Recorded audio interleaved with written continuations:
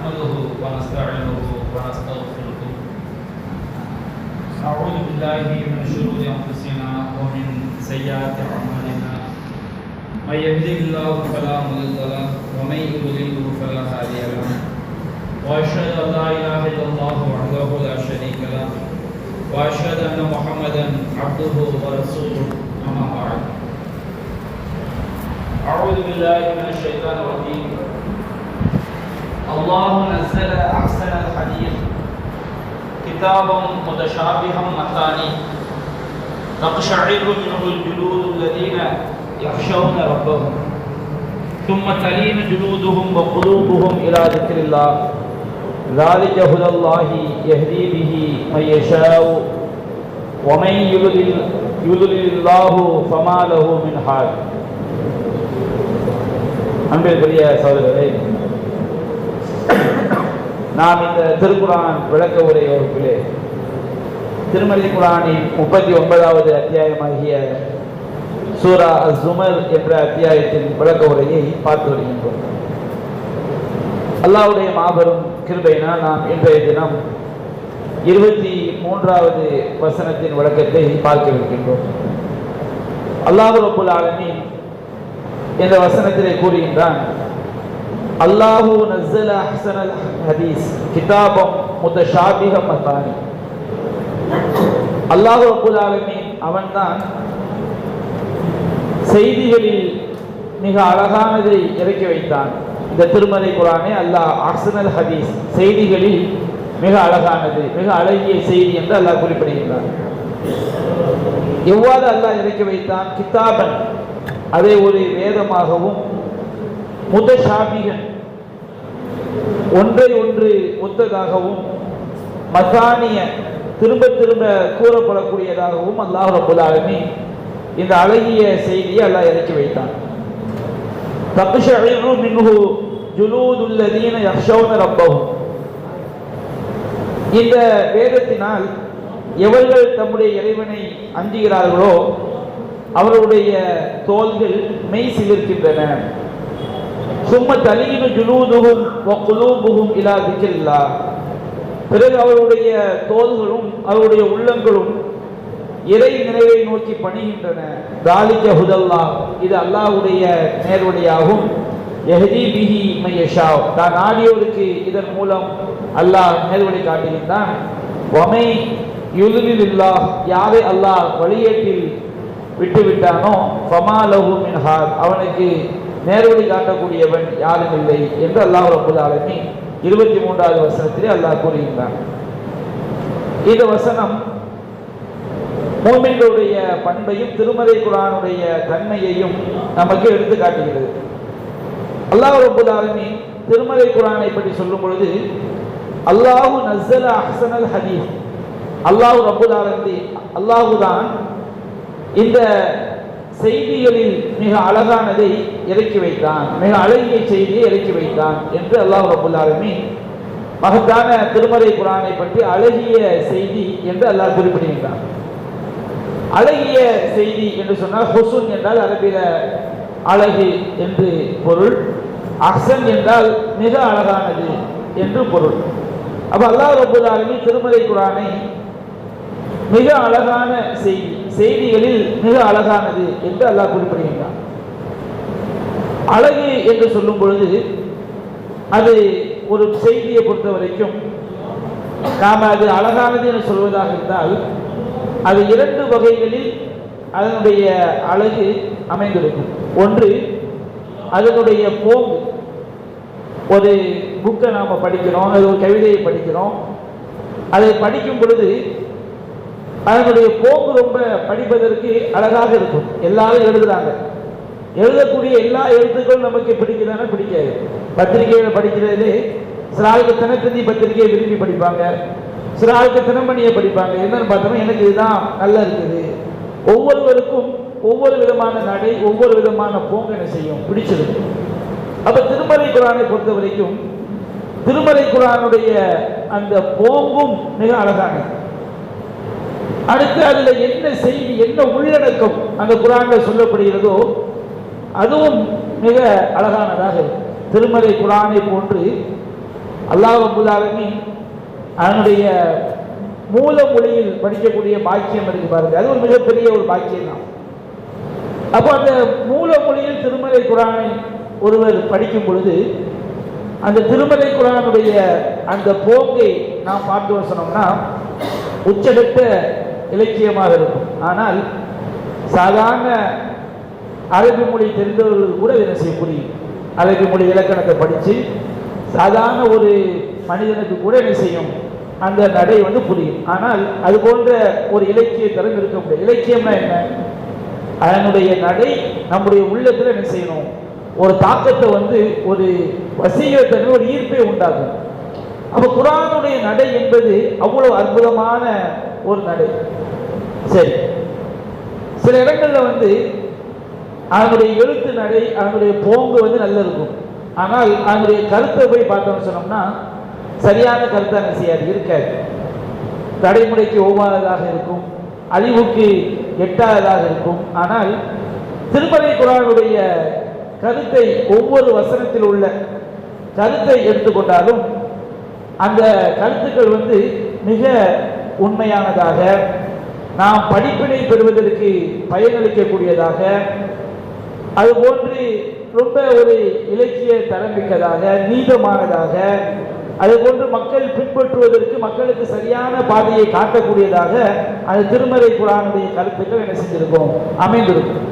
அப்போ திருமலை குர்ஆனுடைய அந்த போங்கும் ரொம்ப அழகா இருக்கும். சில வசனங்களை நாம அதனுடைய போங்கை பார்த்தோம் என்று சொன்னால், திருமலை குர்ஆன் வந்து கவிதை கிடையாது. ஆனால் எந்த ஒரு கவிதையும் திருமலை குர்ஆனுக்கு பக்கத்தில் வந்து நிற்க முடியாது. கவிதைகள் என்ன செய்வாங்க, எதிரை மூனைக்கான சில வார்த்தைகளை போடுவாங்க. ஆனால் அந்த வார்த்தைகள் எல்லா இடங்களிலும் பொருத்தமா இருக்கும்னா பொருத்தமா இருக்காது. நடைக்காக சில வார்த்தைகளை சேர்த்தாக வேண்டிய கட்டாயம் கவிதைகளை உண்டாகும். ஆனால் திருமலை குர்ஆன் எடுத்தீங்கன்னா, குர்ஆன்லையும் எதிரை மூனை போன்று, குர்ஆன் என்பது கவிதை கிடையாது. வமா ஹுவ பிகௌலி ஷாயிர், குர்ஆன் என்பது கவிஞனுடைய வார்த்தை கிடையாது. ஆனால் சில இடங்களில் வந்து திருமலை குர்ஆனை படிக்கும் பொழுது ஒரு எதிரை மூனை போன்று அமைந்திருக்கும். அந்த வார்த்தைகள் மிக மிக பொருத்தமாக அமைந்திருப்பதை நாம் பார்க்கிறோம் பல இடங்களில். அல்லாஹ் குர்ஆன் சொல்லி காட்டுறான், கல்லா இதா பலகத்தி தராக், உயிர் தொண்டைக்குழியை அடையும் போது, உயிர் தொண்டைக்குழியை அடையும் போது கல்லா இதா பலகத்தி தராக்குன்னு முடியும். அடுத்து அல்லாஹ் கேட்கிறான், வக்கீல மன்றாக், மந்திரிப்பவன் யார் என்று கேட்கப்படும். அதனுடைய நடையும் ரொம்ப அற்புதமா இருக்குது, அதனுடைய கருத்தும் ரொம்ப ஆழமான கருத்தா இருக்கு. சரி, அதனுடைய உண்மை தன்மை அடுத்து அல்லாஹ் சொல்லி காட்டுறான், வல்தஃபத்தி சாக்கு பிஸ்ஸாக், கால் காலோடு ஒட்டி கொள்ளும். இது பொய்யா இருக்குதா? நடைமுறை உண்மையா இருக்கு. குர்ஆனுடைய போங்க பாருங்க, அதனுடைய கருத்தை பார்க்கிறோம். அதனுடைய கருத்தை பார்க்கும்போது, அதனுடைய நடையை பார்க்கும்போது அவ்வளவு உண்மையானதாக, பயனளிக்கக்கூடியதாக, ஒரு அழகிய முறையில் வந்து அது அமைந்திருக்கு.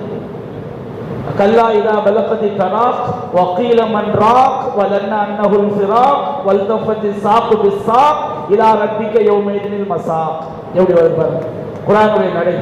உயிர் தொண்டைக்குழியை அடையும் பொழுது மந்திரிப்பவர் யார் என்று கேட்கப்படும்.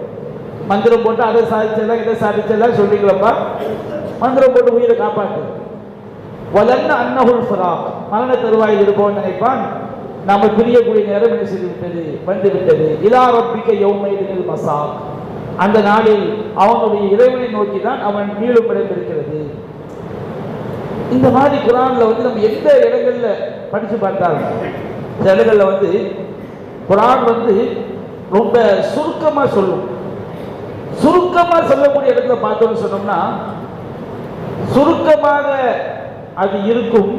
அதே நேரத்தில் வந்து அவ்வளவு இலக்கிய தரமிக்கதாக, அந்த சுருக்கத்தில் வந்து ஆழ்ந்த எல்லா கருத்துக்களையும் உள்ளடக்கக்கூடியதாக அந்த குர்ஆனுடைய வாசகங்கள் அமைந்திருக்க பார்க்கணும். சூரத்துல் இக்லாஸ், குல் ஹுவல்லாஹ் சூராவை எடுத்துக்கிறேங்க.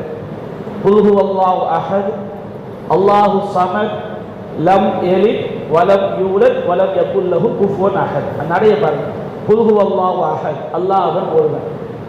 அல்லாஹு ஸமத், அல்லாஹ் தேவையற்றவன். லம் யலித், அவன் யாரையும் பெறவும் இல்லை. வலம் யூலது, அவன் யாராலும் பெறப்படவும் இல்லை. வலம் யகுல்லஹு குஃபுவன் அஹத், அவனுக்கு நிகராக எந்த ஒன்றும் இல்லை.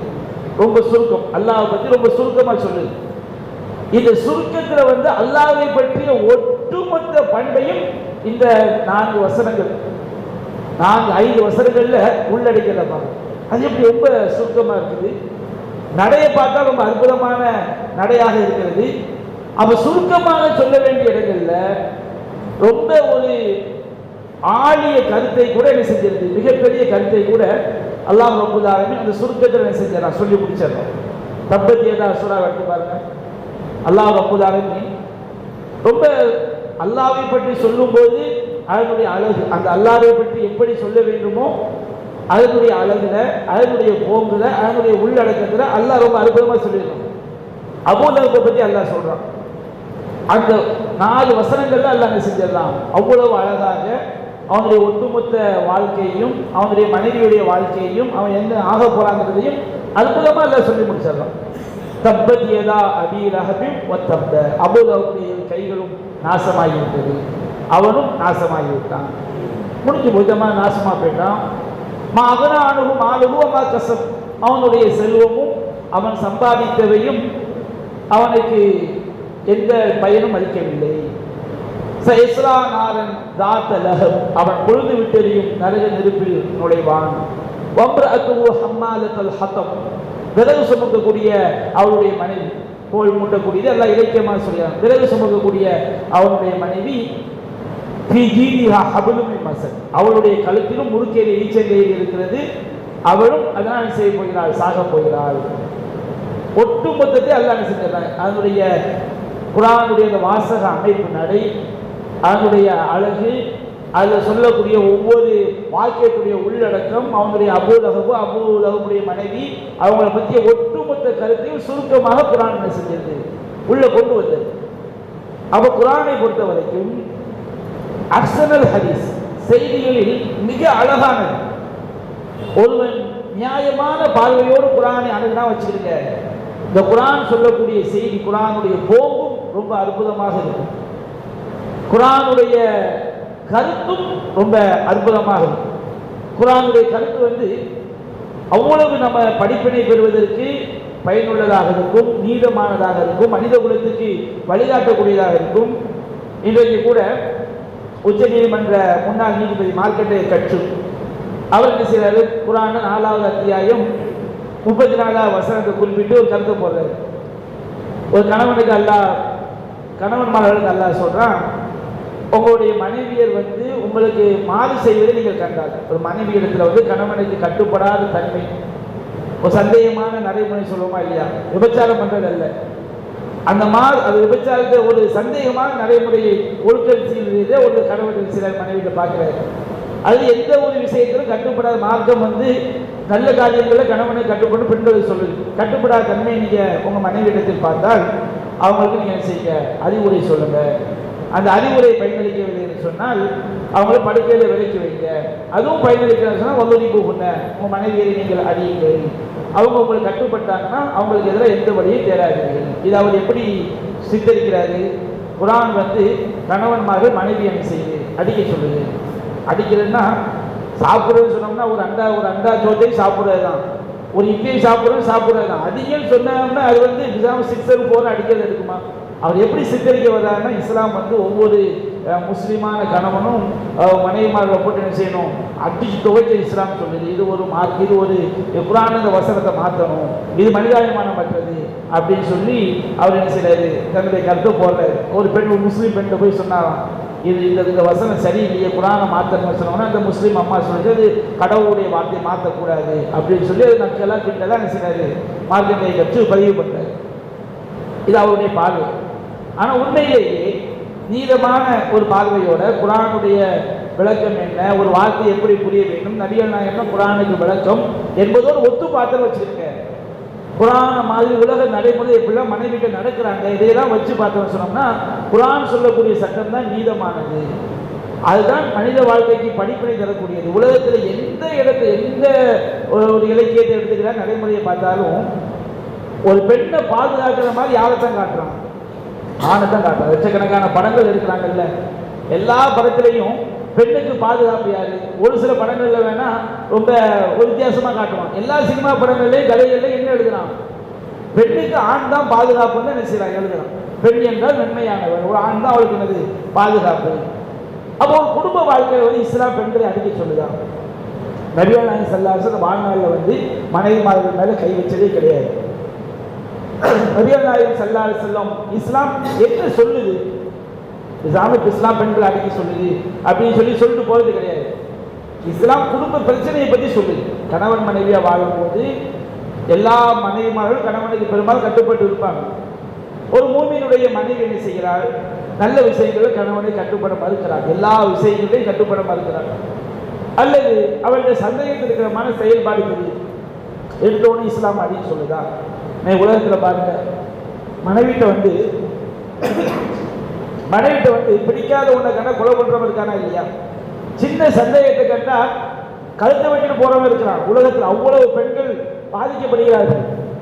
இந்த மாதிரி நீதிபதியா இருந்தாலும் சரி, அவங்களும் பெண்களுக்குரிய உரிமைகளை கொடுப்பது கிடையாது. இஸ்லாம் என்ன செய்து, பெண் ஒரு கணவன் மனைவியா வாழக்கூடிய வாழ்க்கையில பிரச்சனை வந்தால் எப்படி தீர்க்கும் அதுக்கு வழிகாட்டுது. முதல்ல நீ வந்து அழகி அறிவுரை சொல்லு. இது தப்பா? மனைவிட்ட பிடிக்காத காரியத்துக்காக அறிவுரை சொல்லுப்பா, கொஞ்சம் காலத்துக்கு அறிவுரை சொல்லு. எடுத்த உடனே தலாத்துக்கு போயிடாது. அடுத்து நீ என்ன செய்யி, அவளை வந்து படிக்கல விளைக்கல. அறிவுரை சொல்ல சில பெண்கள் தெரிஞ்சுக்குவாங்க, தெரிஞ்சுட்டா பிரச்சனை இல்லை. அதுக்கு பிறகு கணவனுக்கு சந்தேகம் இருக்கிற மாதிரி நடைமுறை இருக்கு. படிக்கிற விலைக்கு கொஞ்ச காலம் அப்படி ஓடட்டும், வெளியே பிரச்சனையை கொண்டு போயிடாது. உடனே தலாக்குங்கிற முடிவுக்கு போயிடாது. படிக்கிற விலைக்கு வை. உன்னுடைய மனைவி இஸ்லாமிய அடிப்படையில் கட்டுப்பட்டு வர்றாங்கன்னு பாரு. அதுவும் இல்லையா, நீ அவளை அடினா ரசூலுல்லாஹி ஹதீஸை விளைச்சிருந்தாங்க. நீ என்னை கண்டிப்பதாக இருந்தால் வலா தஹஜுருஹுன்ன இல்லா ஃபில் பைத், வீட்டுக்குள்ள வச்சுதான் என்ன செய்யணும்? கண்டிக்கணும். வலாத்து கப்பி, அவளை அசிங்கமா பேசுறாத. அல்லாஹ் தவிரி பஜ்ஜியா, முகத்துல அடிச்சிடாத. நீ அடிச்சா காயப்படாம லேசா அடி, ஒருபோதும் அடிமை அடிக்கிற மாதிரி அடிச்சிடாதீங்க. எவ்வளவு உபதேசம் இருக்கிறீங்க நபிகள் நாயகம் ஸல்லல்லாஹு அலைஹி வஸல்லம் உபதேசம். ஒரு பெண்ணிட்ட வந்து பிடிக்காத குணத்தை கண்டவுடனே பிரிக்க இஸ்லாம் சொல்லல. லா யஃப்ருக் மூமினும் வலா மூமினா, ஒரு மூமினான ஆண் ஒரு மூமினான பெண்ணை வெறுத்து விட வேண்டாம். கலியமில்லா குழுக்கள், உங்களுக்கு பிடிக்காத ஒரு குணம் இருக்குதா? கலியமில்லா ஆக வேற குணத்தை வச்சு பொருந்தி வாழ்க்கையை கொண்டு போங்க இஸ்லாம். நீ என்னத்தை தான் பார்த்தாலும் மனைவிட்ட 100% எல்லா குணமும் கணவனுக்கு பிடிக்காது. உனக்கு பிடிக்காத குணம் இருக்கத்தான் செய்யும். இஸ்லாம் பிடிக்காத குணம் இருந்தால் பொருந்தி கொண்டு சாப்பிட வரைக்கும் வாழ்க்கையை தள்ளு, உனக்கு மறுமை வரைக்கும் சொல்லக்கூடிய மார்க்கம் இஸ்லாம். அந்த இஸ்லாமாக அடிக்க சொல்லுமா? எதுக்காண்டி அடிக்க சொல்லுது? பிடிக்காத உன்னை கண்டுட்ட ஒரு உப்பு கூட போயிட்டு அதுக்காண்டி இஸ்லாம் அடிக்க சொல்லுதா? கூட்ட சரியா கூட்டல் அதுக்காண்டி அடிக்க சொல்லுதா? இஸ்லாம் எதுக்கு அடிக்க சொல்லுது? மானக்கேடான காரியங்கள். ஒரு சந்தேகத்திற்கிறமான ஒரு விஷயத்தை ஒரு கணவன் பார்க்கலாம், எவ்வளவு பார்த்தாலும் சிரிக்கிறா. சந்தேகத்திற்கிறமா ஒரு போய் ஒரு இடத்துல பேசுறா. இப்போ ஒரு புருஷன் ரோசம் கட்டு போய் இருக்கணுமா? இந்த உலகத்தில் எவனுடைய உள்ளமா அதை சொல்லுமா? நீதமான உன்னுடைய மனைவி எவனோடு தனியாக சென்றாலும் எவன்கிட்ட போய் சிரிச்சாலும் நீ வந்து ரோசம் கட்டு போய் அவன் மேலே கை வைக்கான்னு சொன்னா அது எப்படி எந்த மனுஷன் பொருந்தி கொள்வான்? எவன் அத்தகைய பெண்ணோடு வாழ்வான்?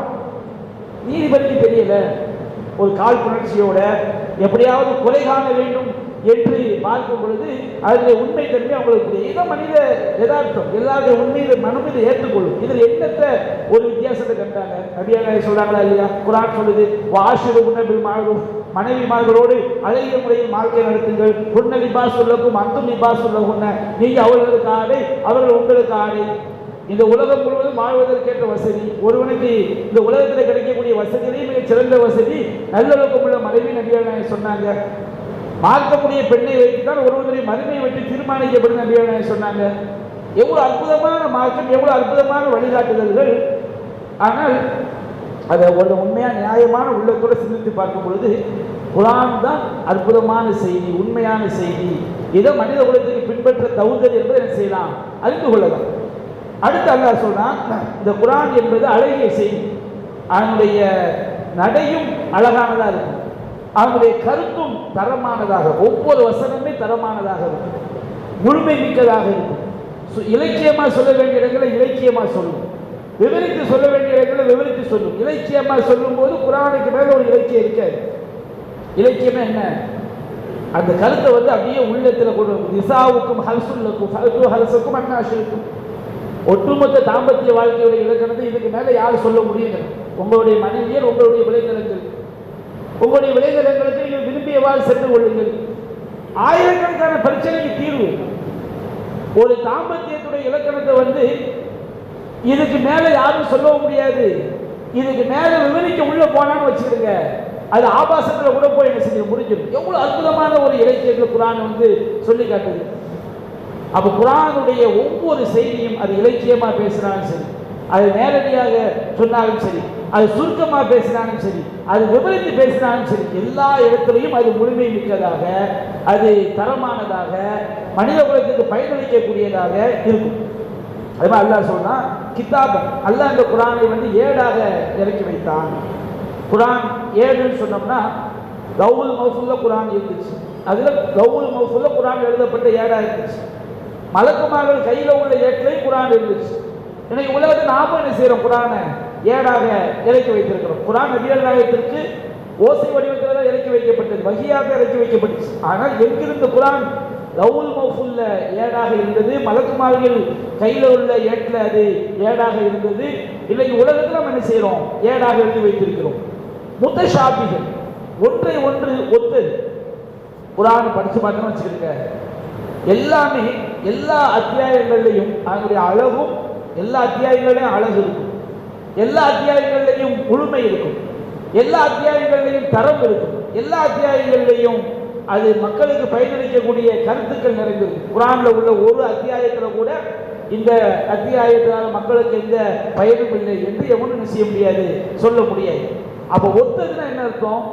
ஒத்தது என்று சொன்னால் அதனுடைய அழகு, அதனுடைய தரம், அதனுடைய கருத்து, எல்லாத்திலையுமே திருமலை குர்ஆன் எல்லா அத்தியாயங்களும் எல்லா வசனங்களும் ஒன்றை ஒன்று ஒத்ததாக இருக்கும். மசானிய குர்ஆன் படிச்சு பார்த்து வச்சுருங்க, திரும்ப திரும்ப சொல்லப்படக்கூடியதா இருக்கு. திரும்ப திரும்ப என்ன? குர்ஆன் எடுத்து படிங்க. அல்லாஹ் சொர்க்கவாசிகளை பற்றி சொல்லுவான். சொர்க்கத்தை பற்றி சொன்னவன அடுத்து நரகத்தை பற்றி வந்து, சொர்க்கவாசிகளை பற்றி சொன்னா அடுத்து நரகவாசிகளை பற்றி வரும். தண்டனையை பற்றி சொன்னா கூலியை நன்மையை பற்றி வரும். மூமினுடைய பண்புகளை பற்றி சொன்னா காஃபிருடைய பண்புகளை பற்றி வரும். முனாஃபிக்கை பற்றி சொன்னா மூமினை பற்றி என்ன செய்யும் வரும். குர்ஆன் அல்லாஹ் இப்படிதான் வச்சிருக்கிறாங்க, எல்லாம் கலந்துதான். உதாரணத்துக்கு எப்படி பாருங்கன்னா, அல்லாஹு வலியுல்லதீன ஆமனு யுஹ்ரிஜுஹும் மினல் ஸுலுமாத்தி இலன் நூர். அல்லாஹ் இறை நம்பிக்கையாளர்களின் பாதுகாவலன், அவர்களை இருள்களில் இருந்து ஒளியின் பக்கம் கொண்டு செல்கிறான். அதை முடிச்சுட்டு அடுத்த வசனம் சொல்லுவான், வல்லதீன கஃபரு அவுலியாவுஹுமுத் தாகூத். இறை மறுப்பாளர்களுக்கு அவருடைய பாதுகாவலர்கள் தாகூத், தீய இறைவனுக்கு மாற்றமான கொள்கையின் பக்கம் அழைக்கக்கூடியவர்கள். அவங்க என்ன செய்யறாங்க? யுஹ்ரிஜூனஹும் மினன் நூரி இலல் ஸுலுமாத். அவர்களை ஒளியிலிருந்து இருளின் பக்கம் கொண்டு செல்கிறார்கள். அல்லாஹ் என்ன செய்யறான்? மூமின்களுக்கு பாதுகாவலன் அல்லாஹ் என்ன செய்யறான்னு சொல்றான். அதே போன்று காஃபிர்களுக்கு பாதுகாவலர்கள் தாகூத்துகள், இறைவனுக்கு மாறி செய்வதின் பக்கம் அழைப்பு விடுக்கக்கூடியவர்கள். அவங்க என்ன செய்யறாங்க? அல்லாஹ் சொல்றான். இப்படி குர்ஆனை படிச்சு பார்க்கும்போது ஒன்று தொட்டு அடுத்தடுத்து வந்துட்டு யௌம தபியல்லு உஜூஹ் வ தஸ்வத்து உஜூஹ். அந்நாளில் சில முகங்கள் வெண்மையாக இருக்கும், சில முகங்கள் கருத்து இருக்கும். வெண்மையை பற்றி சொன்னா கருப்பு. ஃபம்மல்லதீன பியல்லு உஜூஹும் ஃபபி ரஹ்மத்தில்லாஹ். எவருடைய முகங்கள் வெண்மையாக இருக்குமோ அவர் அல்லாஹ்வுடைய அருளில் இருப்பார்கள், வெண்மையாக கிடைக்கிற கூலி. அடுத்து வம்மல்லதீன அஸ்வத்து உஜூஹும் அகஃபர்தும் பஅத ஈமானிக்கும். எவருடைய முகங்கள் கருத்து விட்டதோ அவங்களுக்கு மறுமையில கேட்கப்படும், நீங்க ஈமான் கொண்ட பிறகு மறுத்துட்டீங்களா? இப்படி பார்த்தோம்னா குர்ஆன் சொர்க்கத்தை பற்றி சொன்னா நரகத்தை பற்றி சொல்லும், நரகத்தை பற்றி சொன்ன பிறகு சொர்க்கத்தை பற்றி சொல்லும். ஒரு அச்சமூட்டக்கூடிய செய்தியை பற்றி சொன்ன பிறகு ஆதரவு, நமக்கு ஆசையை ஏற்படுத்தக்கூடிய செய்தியை பற்றி என்ன செய்ய சொல்லும். சூரத்துல் கஹ்ஃப்ல அல்லாஹ் சொன்னதை பார்த்தா நமக்கு எல்லாமே அற்புதம் தான். ஹஸிபல்லதீன கஃபரு அயத்தஹிது இபாதி மின் தூனி அவுலியா. அந்த இறை மறுப்பாளர்கள் என்னை விட்டு என்னுடைய அடியார்களை அவுலியாக்களாக எடுத்துக்கொள்ளலாம் நினைக்கிறார்களா? இன்னா ஆழ்த்தத்தினா ஜஹன்னமில் காஃபிரின நுஸ்லா. இந்த காஃபிர்களுக்கு நாம் நரகத்தை தங்குமிடமாக ஆக்கியிருக்கிறோம். காஃபிரை பற்றி அல்லாஹ் சொல்றோம். அதுக்கு அடுத்து அல்லாஹ் சொல்றான், குல்ஹல் நபியுக்கும் பில் அஹ்ஸரீன அமாலா. நபியே, தங்களுடைய செயல்களில் நஷ்டமடைந்தவர்கள் யார் என்பதை உங்களுக்கு அறிவிக்கட்டுமா? அல்லதீன தல்ல சஅய்ஹும் ஃபில் ஹயாத்தித் துன்யா வஹும் யஹ்ஸபூன அன்னஹும் யுஹ்ஸினூன சுனா. அவங்களுடைய இந்த உலகத்தில் அவங்க செய்யக்கூடிய உழைப்பு எல்லாமே வீணா போயிடும். ஆனால் அவங்க நினைப்பாங்க, நாம் என்ன செய்கிறோம்? ரொம்ப செயல்களில் மிக அழகானதை நாம் செய்கிறோம், மிக உறுதியான காரியங்களை செய்கிறோம் என்று அவங்க நினைக்கிறாங்க. உலாயிகல்லதீன கஃபரு பி ஆயாத்தி ரப்பிஹிம் வ லிகாய், இவங்கள் தான் நம்முடைய இறைவனின் வசனங்களையும் அவனை சந்திப்பதையும் மறுத்தவர்கள். பல நுகீம் லஹும் யௌமல் கியாமத்தி வஸனா, அவர்களுக்கு நாம் கியாமத் நாளில் அவங்க செய்த செயல்களுக்கு எந்த எடையையும் நாம் ஏற்படுத்த மாட்டோம். தாலிக ஜஸாவுஹும் பிமா கஃபரு, இவங்களுடைய கூலி அவர்கள் அல்லாஹ்வை மறுத்ததினால், அல்லாஹ்வுடைய வேத வசனங்களை மறுத்ததினால் இவங்க நாம் நரகத்தில் செய்கிற கூலியாக வைத்திருக்கிறோம் அப்படின்னு அல்லாஹ் சொல்லிட்டு அது சொர்க்கவாசிகளை பற்றி அல்லாஹ் சொல்லி காட்டுறான். இன்னல்லதீன ஆமனு வ அமிலு ஸாலிஹாத்தி வ அஅதத்னா லஹும் ஜன்னாத்தின் ஃபிர்தௌஸி நுஸுலா, அல்லாஹ்வை நம்பிக்கை கொண்ட நல்லறங்கள் செய்யக்கூடியவர்களுக்கு ஜன்னத்துல் ஃபிர்தௌஸ் என்ற சொர்க்கத்தை நாம் தங்குமிடமாக ஆக்கியிருக்கிறோம். காலிதீன ஃபீஹா, அதில் அவர்கள் நிரந்தரமாக தங்கியிருப்பார்கள். லா யபகூன அன்ஹா ஹிவலா, அதை விட்டும் அவர்கள் ஒருபோதும் செய்ய மாட்டார்கள், இடம்பெயர்வதை விரும்ப மாட்டார்கள். அவ்வளோ அற்புதமான சொர்க்கம். காஃபிர்களை பற்றி சொல்லிட்டு மூமின்களை பற்றி, மூமின்களை பற்றி சொன்னால் காஃபிர்களை பற்றி. சூரத்துல் பக்ராவை எடுத்து படிச்சு பாருங்க. அல்லாஹ் ஆரம்பிச்ச உடனே அலிஃப் லாம் மீம் தாலிகல் கிதாப் லா ரைப ஃபீஹ் ஹுதல் முத்தகீன், அல்லாஹ்வுடைய வேதம் இது சந்தேகம் இல்லை முத்தகீன்களுக்கு, இறையற்றமுடையவர்களுக்கு இது வழிகாட்டக்கூடியது. முத்தகீன்கள்னா யார்? அல்லதீன யூமினூன பில் கைப் வ யுகீமுன ஸலாத்த வ மா ரஸக்னாஹும் யுன்ஃபிகூன், அவங்க மறுமையை நம்புவார்கள், தொழுகையை நிலைநாட்டுவார்கள், நாம் அவர்களுக்கு வழங்கியபடி செலவு செய்வார்கள். அப்படி அல்லாஹ் மூமின்களை பற்றி சொல்லிட்டு அடுத்து காஃபிர்களை பற்றி, அடுத்து முனாஃபிக்குகளை பற்றி. அப்போ குர்ஆன் நம்ம பார்க்கும்போது எப்படி குர்ஆன் அமைந்திருக்கு, திரும்ப திரும்ப அல்லாஹ் இறைவனுடைய வல்லமையை திரும்ப திரும்ப சொல்லுவான். சொர்க்கத்தை பற்றி சொல்லிட்டா நரகம், நரகத்தை பற்றி சொல்லிட்டா சொர்க்கம், மூமினுடைய பண்பை பற்றி சொல்லிட்டா காஃபிருடைய பண்பு. அதை படிக்கும்போது நமக்கு என்ன செய்யணும்னா ஒரு அலுப்பு தட்டாது. குர்ஆனை எத்தனை ஆயிரம் தடவை நாம் பிறந்ததுலேருந்து கேட்டுக்கிட்டு இருக்கிறோம். அந்த குர்ஆனுடைய வசனங்கள் அடுத்தடுத்து வரும்போது அது நமக்கு ஒரு சலிப்பு தட்டாது. ஏன்னா அல்லாஹ் ரப்பல் ஆலமீன் அவ்வளவு அற்புதமாக திரும்ப திரும்ப வரக்கூடியதாக அல்லாஹ் வைத்திருக்கின்றான். அவ்வளோ அற்புதமான ஒரு வாசகமாக, ஒரு வேதமாக, இறை வேதம் என்பதற்குரிய சான்றாக இந்த திருமறை குர்ஆன் அமைந்திருக்கு. அப்போ அல்லாஹ் ரப்பல் ஆலமீன் இந்த குர்ஆன் அஹ்ஸனுல் ஹதீஸ், அழகிய செய்திங்கிறான். அழகிய செய்தினா குர்ஆனுடைய போக்கும் அழகானது, அதனுடைய உள்ளடக்கமும் அழகானது, மனித குலத்துக்கு பயனளிக்கக்கூடியது. கிதாப் அது ஒரு வேதம், ஏடு, லவ்வுல் மஹ்ஃபூல்ல என்ற ஏட்டில் இருக்குது, மலக்குமார்கள் கைகளில் உள்ள ஏட்டில் இருக்குது. நாம இந்த உலகத்தை என்ன செய்கிறோம், ஏடாக குர்ஆனை நாம் எழுதி வைத்திருக்கிறோம். முத்தஷாபிஹன், ஒன்றை ஒன்று ஒத்தது, எல்லா அத்தியாயங்களிலும் எல்லா வசனங்களிலும் அழகு இருக்கும், எல்லா அத்தியாயங்களிலும் தரமானதாக இருக்கும், எல்லா வசனங்களுடைய கருத்தும் அது மனித குலத்துக்கு நன்மை அளிக்கக்கூடியதாக இருக்கும். எல்லாமே ஒன்றை ஒன்று ஒத்ததாக இருக்கிறது. மசானி திரும்ப திரும்ப சொல்லப்படக்கூடியதாக என்ன செய்கிறது இருக்கிறது. தக்ஷஇரு மின்ஹு ஜுலூதுல்லதீன யக்ஷவுன ரப்பஹும், இந்த குர்ஆனுடைய வசனங்களினால் அல்லாஹ்வை பயப்படக்கூடியவருடைய தோள்கள் மெய் சிலிர்க்கிறது.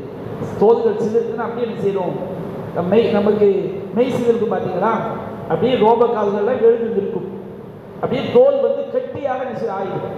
இந்த இடத்துல அல்லாஹ் சொல்றா இறைவனை அஞ்சக்கூடியவர்களுடைய தோள்கள் அல்லாஹ் சொல்றான்.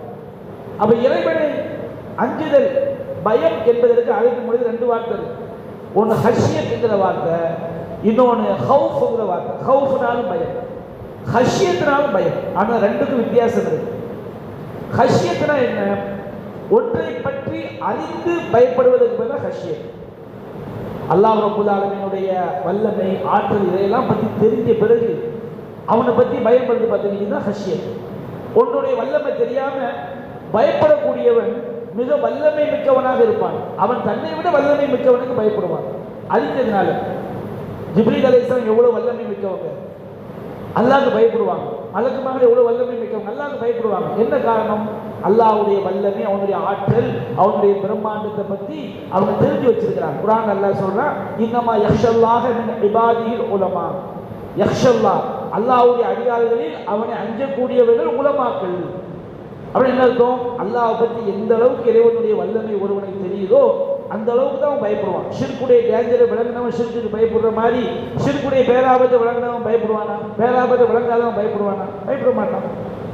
தொழுகையை விடுவதனால் எவ்வளவு பெரிய ஆபத்து என்பதை அறிந்தவன் தான் தொழுகையை கரெக்டாக பேணி தொழுவான்.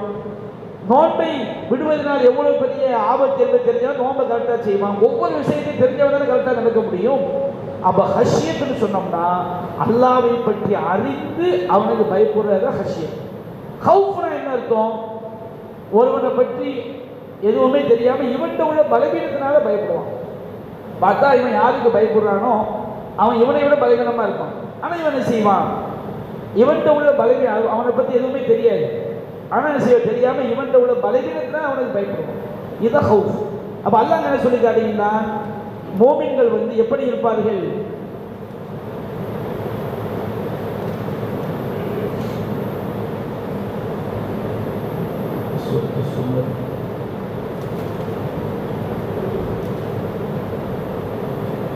இருபத்தி 23